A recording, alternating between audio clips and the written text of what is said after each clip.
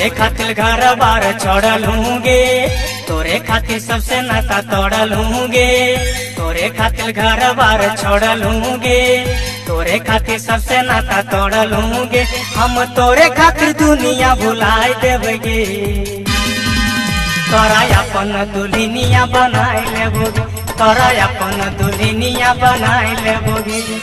तोरे खातिर घर बार छोड़ लूंगे, तोरे खातिर सबसे नाता तोड़ लूंगे, तोरे खातिर घर बार छोड़ लूंगे, तोरे खातिर सबसे नाता तोड़ लूंगे।